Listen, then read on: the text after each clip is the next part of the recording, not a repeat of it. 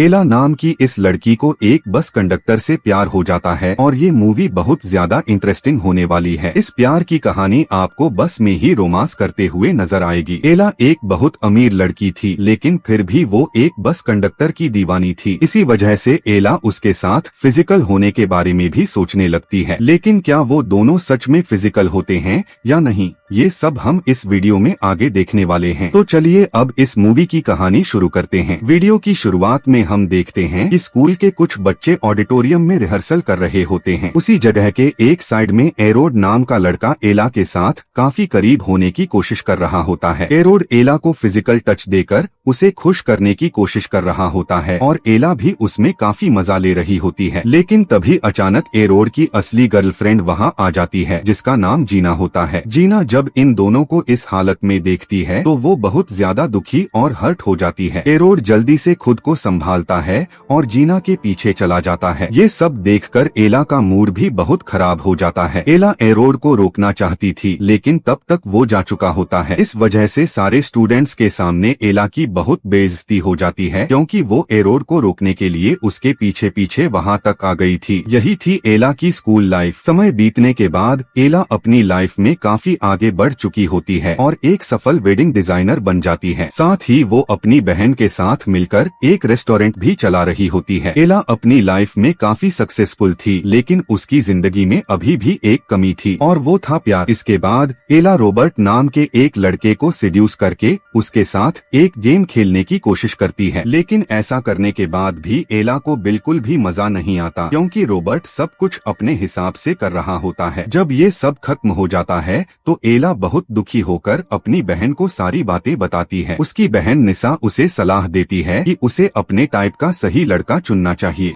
लेकिन जब एला को फिर भी संतुष्टि नहीं मिलती तो वो अकेले ही अपने तरीके से खुद को खुश करने की कोशिश करती है। इसी वजह से उसकी नींद देर से खुलती है और वो ऑफिस जाने के लिए लेट हो जाती है। अब इस सीन में हम देखते हैं कि एला को कोई कैब नहीं मिलती, जिसकी वजह से उसे मजबूरी में बस से सफर करना पड़ता है। बस में काफी भीड़ होती है। तभी अचानक एला की टक्कर बस कंडक्टर से हो जाती है। एला के चेहरे के एक्सप्रेशन से साफ समझ में आ जाता है कि वो उस कंडक्टर की तरफ बहुत ज्यादा आकर्षित हो जाती है। उसी पल दोनों के बीच एक अजीब सा कनेक्शन महसूस होने लगता है। एला उस पल को काफी देर तक महसूस करती रहती है, लेकिन तभी उसका बस स्टॉप आ जाता है और उसे उतरना पड़ता है। जब एला वापस घर आती है तो वो उसी पल को बार बार याद करती रहती है। वो उस मुलाकात के बारे में सोचकर खुद ही मुस्कुराने लगती है। जब उसकी बहन निशा एला को इतना खुश देखती है तो वो उससे उसकी खुशी का राज पूछती है। तब एला उसे बस वाले उस कंडक्टर के बारे में सब कुछ बता देती है। यह सुनकर निशा उसे सलाह देती है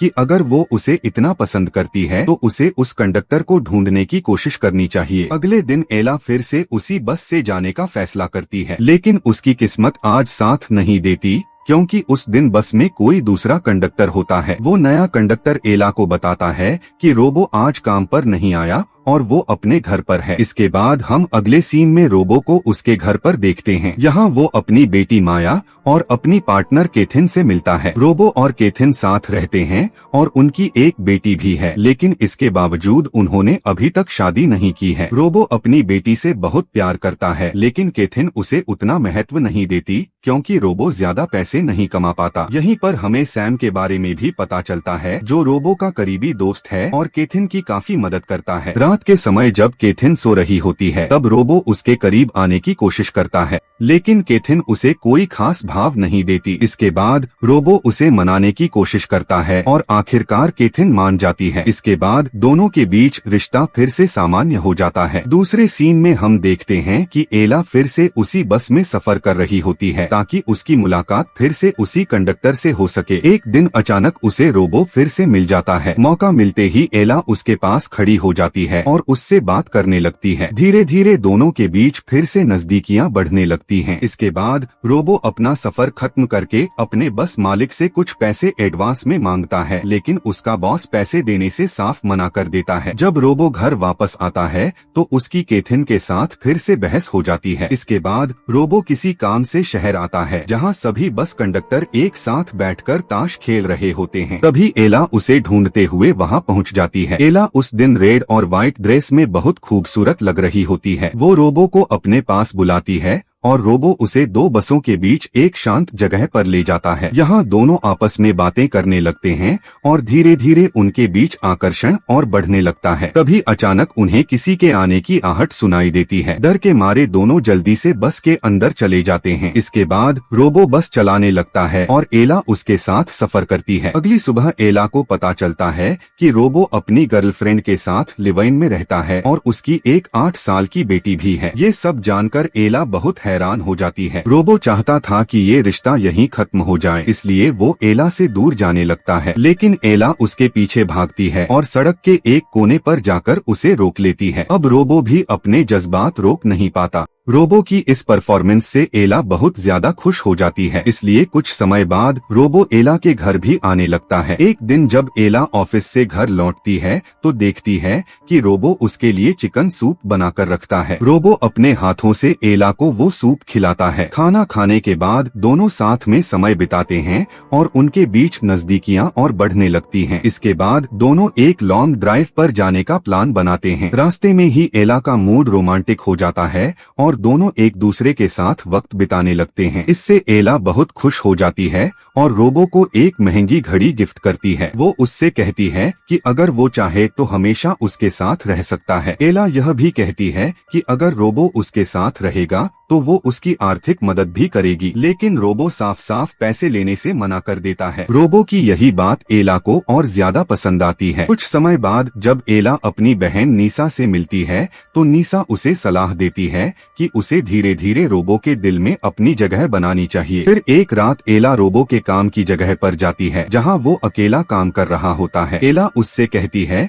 कि उसे अपनी जिंदगी में आज तक कोई अच्छा पार्टनर नहीं मिला, जो भी मिला वो उसे छोड़कर चला गया, जबकि एला ने हमेशा उन्हें अपना सब कुछ दिया था। अपनी जिंदगी की ये बातें बताते बताते एला काफी इमोशन हो जाती है। तब रोबो उसे संभालने के लिए उसके पास आता है और उसे दिलासा देता है। इसके बाद दोनों फिर से साथ समय बिताते हैं और एला उसके साथ घूमने का प्लान बनाती है। वो उसे अपने घर की चाबी भी दे देती है। अगले दिन रोबो अपनी पार्टनर केथिन से मिलने जाता है, लेकिन जैसे ही वो घर पहुँचता है दोनों के बीच फिर से झगड़ा शुरू हो जाता है। दरअसल रोबो अपनी बेटी माया की स्कूल फीस जमा नहीं कर पाया था, इसलिए उसे वो पैसे अपने दोस्त सैम से उधार लेने पड़े थे। इसी बात को लेकर केथिन रोबो का मजाक उड़ाती है और कहती है कि वो उसके साथ खुश नहीं है, वो उसके साथ सिर्फ मजबूरी में रह रही है। इन सब बातों से रोबो का मन बहुत ज्यादा परेशान हो जाता है, इसलिए वो एला के साथ बाहर घूमने का प्लान बनाता है। उधर एला बस स्टैंड पर उसका इंतजार कर रही होती है।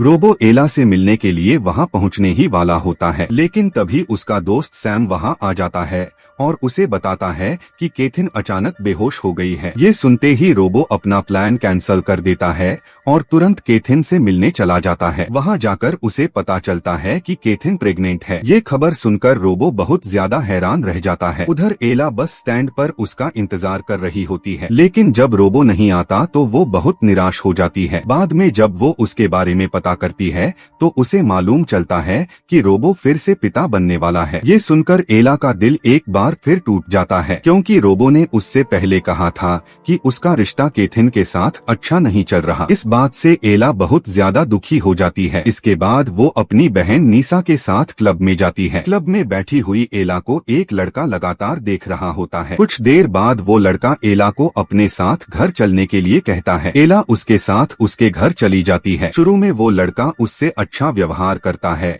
लेकिन जैसे ही वो उसके करीब आने की कोशिश करता है एला को उसका तरीका बिल्कुल पसंद नहीं आता। ये देखकर एला तुरंत वहाँ से निकल जाती है। कुछ दिनों बाद रोबो एला से मिलने उसके घर आता है। यहाँ आकर वो एला से माफी मांगता है क्योंकि वो उस दिन उससे मिलने नहीं आ पाया था। रोबो एला से कहता है कि वो अपनी पार्टनर को छोड़कर उसके साथ हमेशा के लिए रहना चाहता है, लेकिन एला को अब रोबो के चरित्र पर शक होने लगता है, क्योंकि अगर वो अपनी प्रेग्नेंट पार्टनर को छोड़कर उसके पास आ सकता है तो शायद भविष्य में वो उसके साथ भी ऐसा कर सकता है। एला की ये बात सुनकर रोबो चुपचाप उसे उसके घर की चाबियां वापस देता है और वहाँ से जाने लगता है। जब रोबो वहाँ से जा रहा होता है तभी हमें एक फ्लैशबैक सीन देखने को मिलता है। दरअसल रोबो ने अपनी आंखों से देखा था कि कैथिन प्रेग्नेंट होने के बावजूद सैम के साथ रिश्ते में थी। ये सब देखकर रोबो बहुत गुस्से में आ जाता है, लेकिन रोबो को गुस्से में देखकर सैम वहाँ से भाग जाता है। जाते जाते सैम कहता है कि वो कैथिन और माया का ख्याल रोबो से ज्यादा रखता है।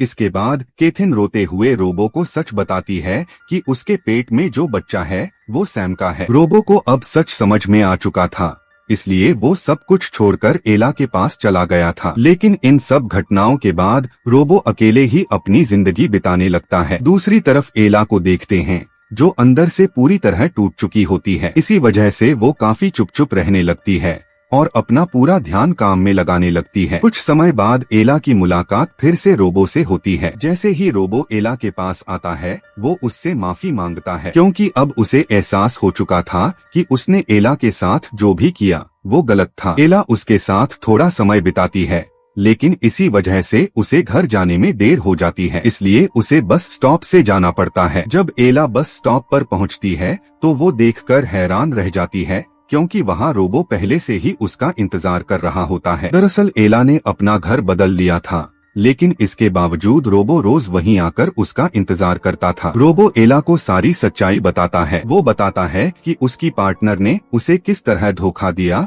और उसी वजह से उसने उसे छोड़ दिया। रोबो ये भी कहता है कि वो कई महीनों से एला से बात करना चाहता था, लेकिन उसे मौका नहीं मिला। लेकिन एला अब भी उससे नाराज होती है। वो गुस्से में कहती है कि अगर उसने ये सारी बातें पहले बता दी होती तो शायद उसे इतने महीनों तक इतना दर्द सहना नहीं पड़ता। इसके बाद एला उसे अलविदा कहकर वहाँ से जाने लगती है, लेकिन तभी एक बस वहाँ से गुजरती है और उसी पल दोनों एक दूसरे की तरफ देखते हैं। उनके दिल में अब भी एक दूसरे के लिए प्यार बाकी होता है, इसलिए आखिरकार दोनों एक दूसरे के पास वापस आ जाते हैं और फिर से एक हो जाते हैं। और इसी के साथ इस कहानी का अंत हो जाता है। अगर आपको ये कहानी पसंद आई हो तो वीडियो को लाइक करें, चैनल को सब्सक्राइब करें और ऐसे ही मजेदार मूवी एक्सप्लेन वीडियो देखने के लिए हमारे साथ जुड़े रहें।